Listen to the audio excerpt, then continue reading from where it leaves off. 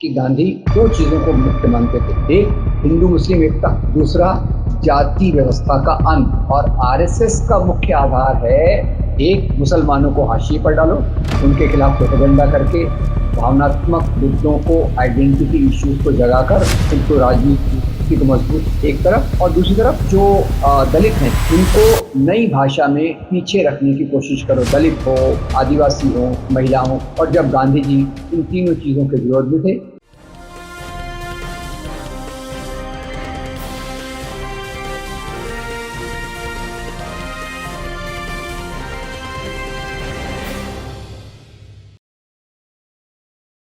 Hello, नमस्कार, आदाब, सत श्री अकाल और अस्सलाम वालेकुम। मैं हूं मोहम्मद अहमद काज़मी, लेकर आया हूं आपका पसंदीदा कार्यक्रम आपके रूबरू। इस कार्यक्रम में हम कुछ बातें जरा गहराई से जानने की कोशिश करते हैं और इसमें हम मदद लेते हैं कुछ जानकार लोगों।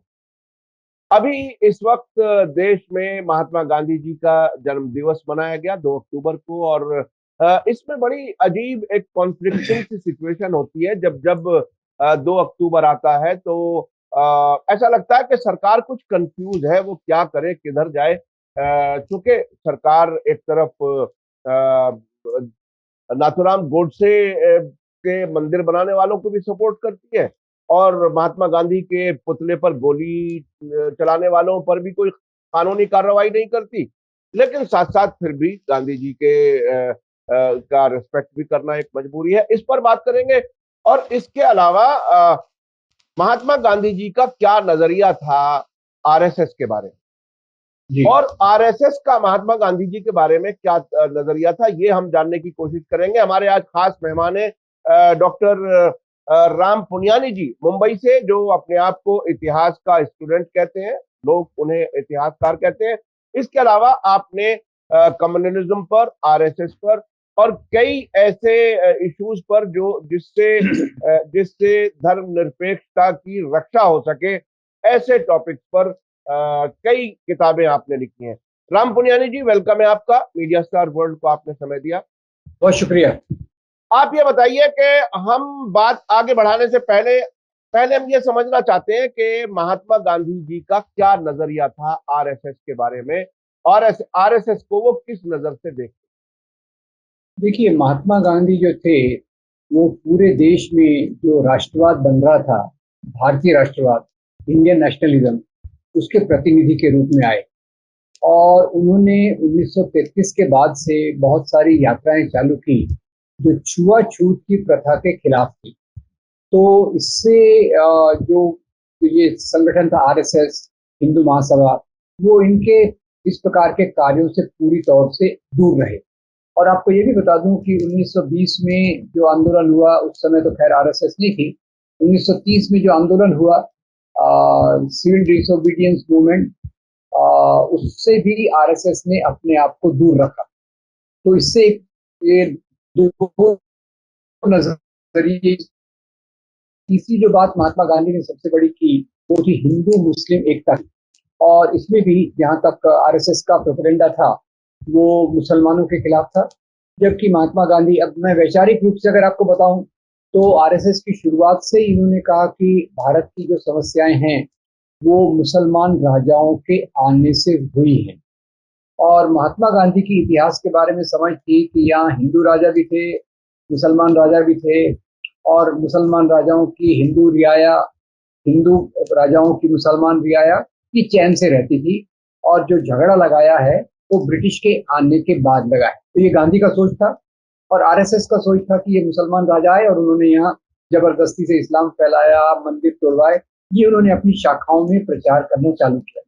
और दूसरी बात महात्मा गांधी ने जो बड़ी की, और ये भी उतनी महत्वपूर्ण है, वो थी हिंदू धर्म के अंदर छुआछूत और जाति व्यवस्था को समाप्त करने के लिए।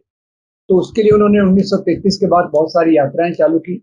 और आप देखिए कि महात्मा गांधी पर जो जानलेवा हमले सवर्णों द्वारा हुए, वो 1934 से चालू होते हैं। इसको पहली बात तो ये हमें ख्याल रखना चाहिए कि हिंदू मुस्लिम एकता की बात तो गांधी कहते हैं, पर वो जो छुआछूत के खिलाफ और जाति व्यवस्था के अंत के खिलाफ बात करते हैं, वो भी बहुत महत्वपूर्ण है। और मैं इसको ऐसे देखता हूं कि 1933 में गांधी जी यात्राएं निकालते हैं छुआछूत के खिलाफ, और 1934 के बाद से उन पर जानलेवा हमले सवर्णों के द्वारा चालू होते हैं। तो गांधी इसके बारे में बहुत क्लियर थे कि आरएसएस का क्या तरीका है। तो उनके सेक्रेटरी प्यारेलाल उनके जो बहुत महत्वपूर्ण सेक्रेटरी थे, उनके साथ काफिले में जा रहे थे गांधी जी के साथ।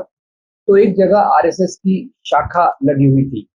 तो प्यारे किसी ने कहा कारवां में से, देखिए गांधी जी बापू, ये लोग कितने अनुशासन वाले व्यक्ति हैं, कितने अनुशासन से काम करते हैं। तो गांधी जी ने कहा अनुशासन ठीक है, पर अनुशासन तो जर्मनी के फाशिस्टों में भी था और मुसोलिनी के फॉलोअर्स में भी था। तो यानी उनके कहने का मतलब था केवल अनुशासन से किसी संगठन को स्वीकार नहीं किया जा सकता, उसके मूल्यों की स्वीकृति बहुत जरूरी है। तो पहली तो बात, गांधी जी ने इनको पूरी तौर से समझ लिया था, इसलिए एक बार उन्होंने कोशिश भी की। ऐसा ये दावा करते हैं कि भाई ये शाखा को विजिट किए, तो उन्होंने बताया कि शाखा में तो सभी जातियों के लोग आते हैं वगैरह वगैरह, ऐसा उनका दावा है, पर उसके बहुत सारे प्रमाण नहीं है। तो जहाँ तक गांधी जी का आरएसएस को देखने का सवाल था, वो उसे एक पुराने विचारों वाला संगठन मानते थे, जो भारतीय राष्ट्रवाद के खिलाफ हिंदू राष्ट्रवाद की बात कर रहा था, जो बदलते हुए मूल्य जो आजादी के आंदोलन में हुए थे उसके खिलाफ पुराने स्थिर मूल्य जो मनुस्मृति भी दिए हैं और दूसरी जगह पे दिए हैं, उस प्रकार से गांधी जी उनको देखते थे। अब ये भाग एक हो गया। और आरएसएस वाले गांधी जी को कैसे देखते थे? अब आरएसएस वाले गांधी जी को कैसे देखते थे, ये बात बहुत क्लियर है कि उनके प्रवचनों में उनके जो शाखा बौद्धिक होते हैं, जो अपने लोगों को वो ब्रेन वॉश करते हैं या इंडोक्ट्रिनेट करते हैं, उसमें ये कहते हैं कि महात्मा गांधी के कारण ही मुसलमान यहाँ ज्यादा उन्होंने अपना सिर उठाया, मुसलमानों ने अपना सिर उठाया और उसी के कारण देश का विभाजन हुआ, नंबर एक। तो भले ही ऊपर से ये कुछ कहते हों, अंदर से अपना प्रचार ये करते हैं कि गांधी के कारण ही अखंड भारत टूट गया, पाकिस्तान बन गया, मुसलमान सिर पे चढ़ गए, नंबर एक। दूसरा, फिर वो इन पे जो आरोप लगाते हैं कि देश के बंटवारे के बाद 55 करोड़ रुपया महात्मा गांधी के आग्रह के कारण सरकार को पाकिस्तान को देना पड़ा। और नाथूराम गोडसे जो आरएसएस का प्रचारक था, ये याद रखिए, नाथूराम गोडसे पहले आरएसएस का प्रचारक था। 1938 में उसने हिंदू महासभा ज्वाइन की, पूना ब्रांच का सेक्रेटरी हो गया। सावरकर का तो अनुयायी था ही, और ये दोनों संगठनों के विचार मिलते जुलते थे हिंदू राष्ट्रवाद के बारे में। काम का तरीका अलग था, वैचारिक मतभेद नहीं था। तो ये गोडसे ने जब महात्मा गांधी की हत्या की तो उसने यही दोनों चार्जेस महात्मा गांधी के खिलाफ रखे, तीन, कि इन्होंने मुसलमानों को तुष्टीकरण किया है। तुष्टीकरण का मामला आज का नहीं है। फिर इनके कारण पाकिस्तान बना, और नंबर तीन, इन्होंने पाकिस्तान को 55 करोड़ रुपया देने का आग्रह किया। चौथी बात, जो अभी एक गोडसे पे फिल्म आई है, तो अभी फिल्म चल रही थी, ज्यादा चली नहीं वो, तो उसमें गोडसे जो कोर्ट में बयान देता है वो पूरे झूठ पर आधारित है। झूठ ये कि गोडसे उसमें कहता है कि मेरा गुस्सा जो गांधी के खिलाफ था वो भगत सिंह को फांसी की सजा के बाद बढ़ गया। भगत सिंह को फांसी की सजा के बाद बढ़ गया, जैसे ये भगत सिंह के अनुयायी थे और इन्होंने भगत सिंह की फांसी का विरोध किया हो। ये तो कम बिल्कुल चुपचाप रहे भगत सिंह की फांसी के समय, इन लोगों ने कोई आवाज नहीं उठाई, कोई प्रस्ताव नहीं पास किया। फिर दूसरा झूठ ये बोलती है वो फिल्म कि जब 1931 में कराची में भारतीय राष्ट्रीय कांग्रेस के अधिवेशन में भगत सिंह की फांसी के खिलाफ प्रस्ताव पास किया गया, तो गांधी ने उसका विरोध किया। झूठ की हद देखिए आप। अगर देखें तो 1931 का वो जो प्रस्ताव है, उसकी ड्राफ्टिंग गांधी जी ने की थी। और गांधी जी ने कहा कि भगत सिंह एक बहुत महान देशभक्त लड़का जिसको हीरो था, देश का आइकन था, और अंग्रेजों ने उसको फांसी देकर हमारी भावनाओं पर और हमारे आंदोलन पर एक बहुत बड़ी चोट किया। ये गांधी का जो प्रस्ताव पारित हुआ था, उसकी जरा वर्डिंग्स को देख लीजिए। फिर चौथा, ये उनके खिलाफ प्रचार करते हैं कि गांधी जी ने भगत सिंह को बचाने के लिए कुछ नहीं किया। तो यहाँ मैं आपको याद दिलाता हूँ कि लॉर्ड इरविन उन्होंने रिटायर होने के बाद जो ऑटोबायोग्राफी उनके बारे में जो किताब लिखी गई, लॉर्ड इरविन उसमें लिखते हैं कि गांधी ने भगत सिंह की फांसी को माफ करवाने के लिए मुझे 2 पत्र लिखे।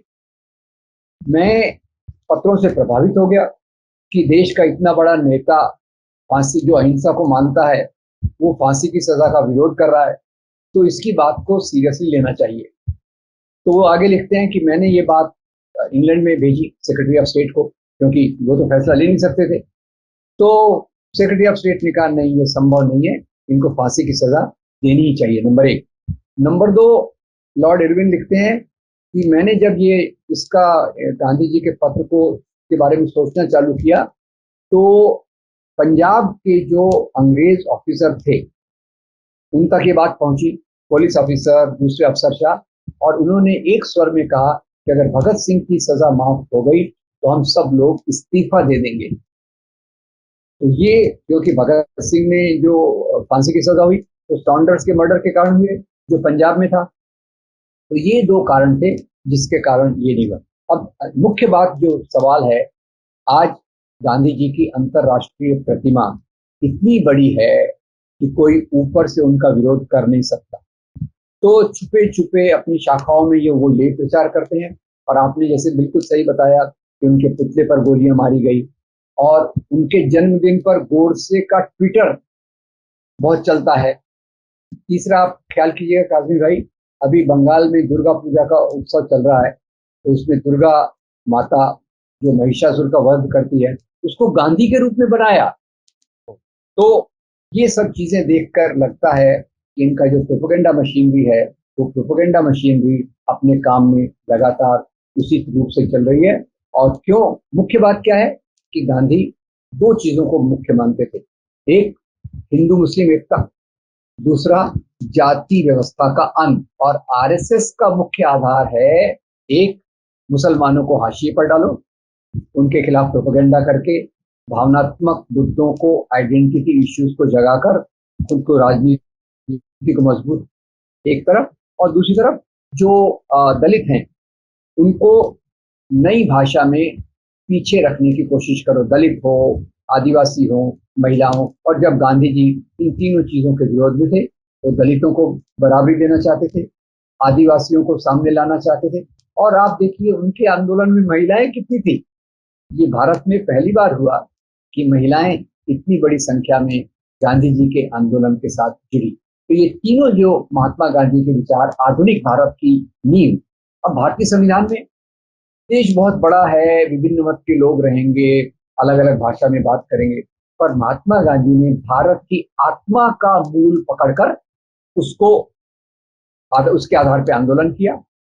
उनके कुछ ज्यादा उग्र विचार वालों में जो अंबेडकर और भगत सिंह, जो थोड़ा ज्यादा तेज चलना चाहते थे, महात्मा गांधी सबको साथ में लेके चलना चाहते थे। ये दूसरी बात देखिए, वो कई बार अंबेडकरवादी उनके ऊपर बहुत आलोचना करते हैं, पर उन्होंने भी 1930 में लिखा कि जाति व्यवस्था का तो अंत होना ही चाहिए, और छुआछूत के लिए इतना बड़ा आंदोलन गांधी जी ने ही छेड़ा।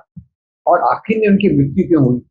मृत्यु जो हुई वो भी देख लीजिए। और जब 15 अगस्त को देश को आजादी मिली, तो आजादी का मुख्य नायक इसके जश्न में नहीं था।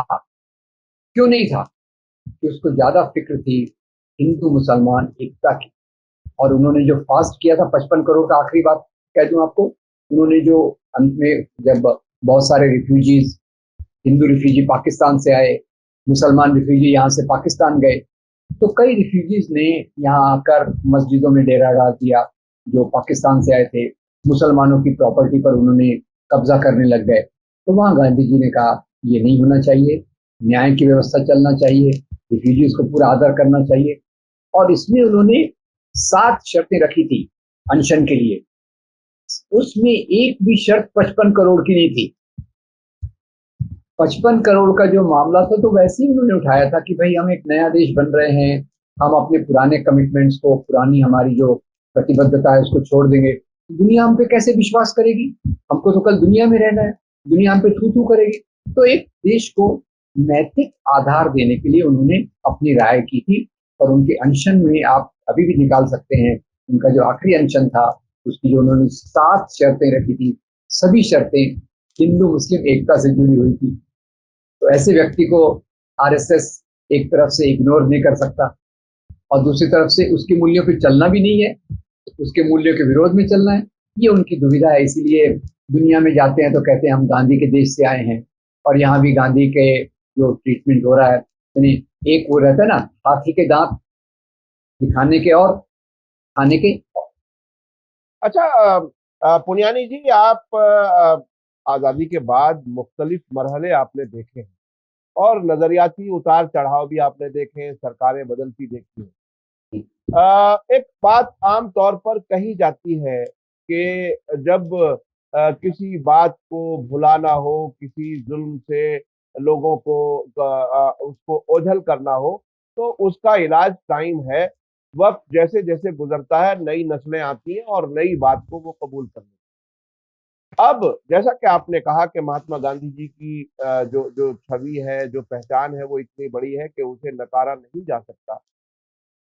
जिस तरह से, जिस स्पीड से, जिस तरीके से आरएसएस और बीजेपी महात्मा गांधी को या तो बदल करके पेश करना चाहती है या उन्हें भुलाना चाहती है, आप इस वक्त जिस तेजी से जो कुछ काम हो रहा है, तारीख की किताबें बदली जा रही हैं, स्कूलों की किताबों में तब्दीली की जा रही है, आप किस मरहले में महसूस करते हैं, कहाँ कितना टाइम और लगेगा कि इनकी मतलब का सारा इतिहास हो जाए और लोग भूलना शुरू देखिए, आपके विचार बहुत अच्छे लगे मुझे कि ऐसी चीजों को इतिहास से भुला दिया जाना चाहिए, पर जो राजनीति भारतीय राष्ट्रवाद के विरोध में है, नहीं, जो मेरा मेरा राष्ट्रवाद मेरा अपना विचार नहीं है। मैं ये कह रहा हूं कि बीजेपी वाले जिस तरह से इसको भुलाने की कोशिश कर रहे हैं, जी जी किताबों तो में हाँ, बदलने की कोशिश कर रहे हैं, तो ये देखिए ये अभी कितनी दूर है अपने, अगर इनकी नजर से देखा जाए तो इनको कामयाबी कितने वर्षों में मिल सकती है,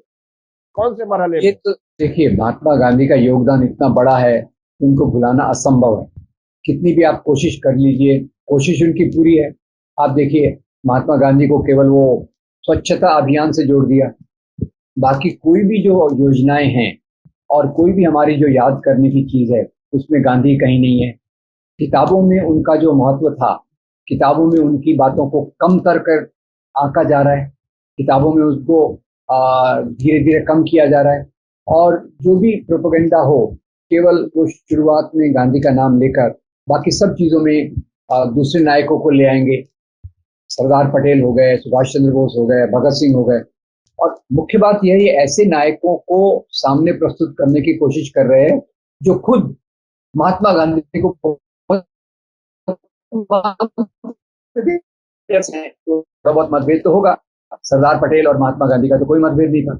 सरदार पटेल ने तो महात्मा गांधी की मृत्यु के बाद आरएसएस को बैन लगाया और उनको प्रोजेक्ट कर रहे हैं। सुभाष चंद्र बोस को प्रोजेक्ट कर रहे हैं, करना चाहिए, बहुत अच्छी बात है। और सुभाष चंद्र बोस ने ही महात्मा गांधी को राष्ट्रपिता की उपाधि दी। सुभाष चंद्र बोस ने आजाद हिंद फौज में जब बटालियंस बनाई, तो पहली बटालियन का नाम था महात्मा गांधी बटालियन।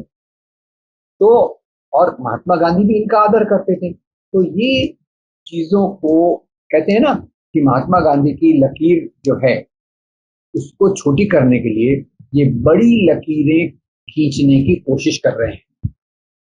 वो सरदार पटेल की हो, भगत सिंह की हो, क्योंकि इनका तो कोई आइकन है नहीं, तो ये बड़ी लकीरें। पर मेरा पूरा विश्वास है कि महात्मा गांधी भारत की पूरी जनता में, आत्मा में रचे बसे हैं और उनको भुलाना संभव ही नहीं है, ऐसी मेरी राय है। अच्छा, एक एक ये भी बताया जा रहा है कि सावरकर जब वो उन्हें जेल भेजा गया, उससे पहले वो भी देश की आजादी के लिए काम कर रहे थे और बाद में वो बिल्कुल बदल गए। वो कहाँ तक सच है, क्या कुछ है, थोड़ा सा उसके बारे में? वो तो पूरा पूरा सच है, क्योंकि देखिए, कुछ लोग उनके योगदान को पूरा भुलाना चाहते हैं, वो गलत है।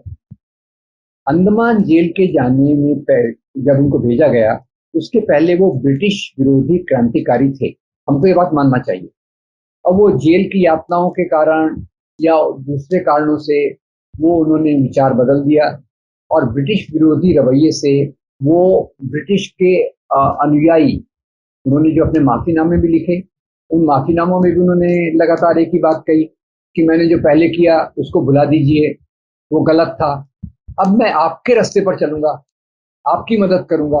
तो ब्रिटिश ने उनको पेंशन भी दी, अच्छी भली पेंशन दी, यानी इतनी पेंशन दी कि आप अपना स्टूडियो 4 साल तक चला सके। खैर, वो एक बात है।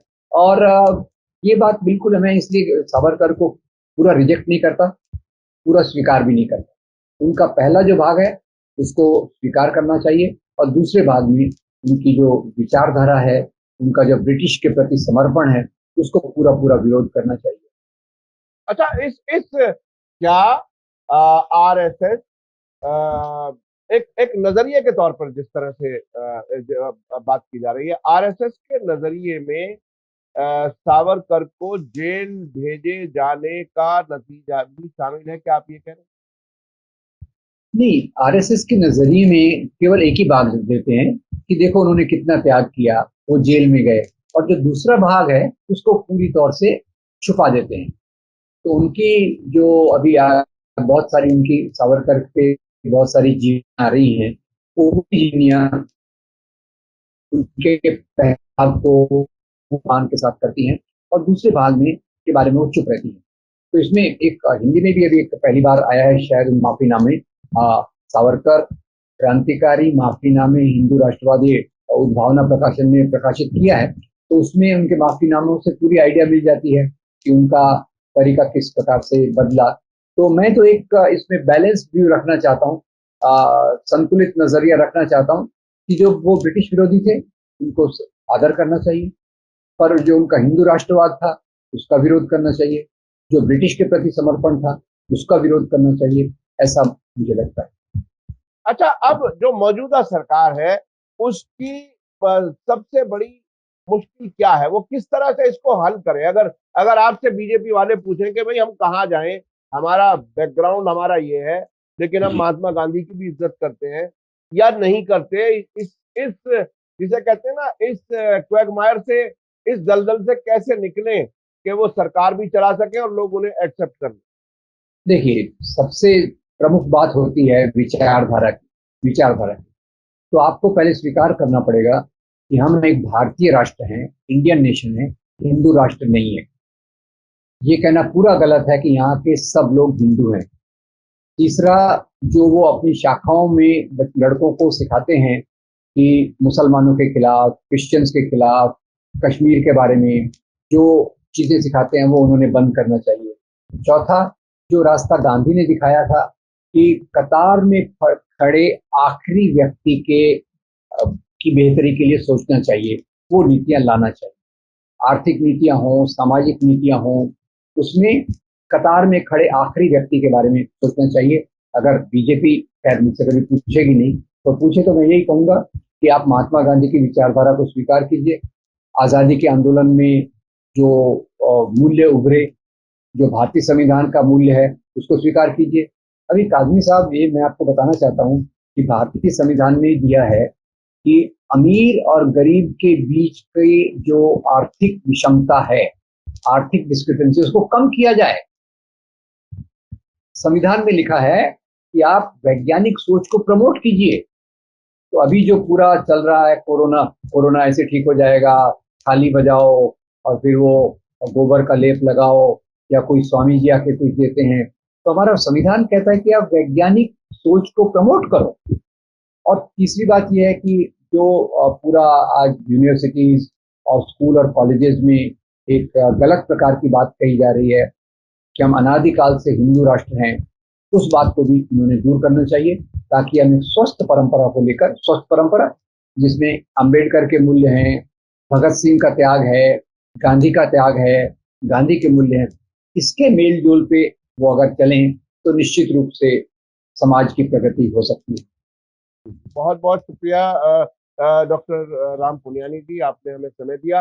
मैं अपने दर्शकों को बताऊं कि पुनियानी जी ने जो बुनियादी बातें बताई हैं वो बहुत ही समझने की है कि आखिर महात्मा गांधी का खुद क्या नजरिया था आरएसएस के बारे में, और आरएसएस का नजरिया महात्मा गांधी जी के बारे में, और अब सरकार किस उलझन में है, वो किस तरह से अपने बचने के रास्ते निकालती है। कभी अपने उस आरएसएस के नजरिए को आगे बढ़ाती है, कभी महात्मा गांधी के नजरिए को के नजदीक आने की बात कहीं कहीं करती है। तो ये एक ऐसी उलझन में है और आइडियोलॉजिकल उलझन जो है, पहचान, उसके बीच में फंसे हुए हैं। इससे निकलने के लिए जो रास्ता पुनियानी जी ने बताया है कि महात्मा गांधी जी के नजरिए को पूरी तरह से अपनाएं, सभी की तरक्की, सभी को बराबर समझें, वैज्ञानिक सोच पैदा करें और मुल्क की भलाई, खासतौर पर गरीब और अमीर के बीच का जो फर्क है उसे कम से कमतर करें। ये हमारे संविधान की भावनाओं के मुताबिक है और धर्मनिरपेक्षता, सबको बराबर लेकर के चले, वही उसी में देश आगे बढ़ सकता है। बहुत बहुत शुक्रिया राम पुनियानी जी, आपने हमें समय दिया, आपने हमारे दर्शकों के लिए आप वक्त निकाल लेते हैं, उसके लिए बहुत बहुत शुक्रिया। इसी के साथ मुझे दीजिए इजाजत। धन्यवाद, शुक्रिया। जय भारत, जय।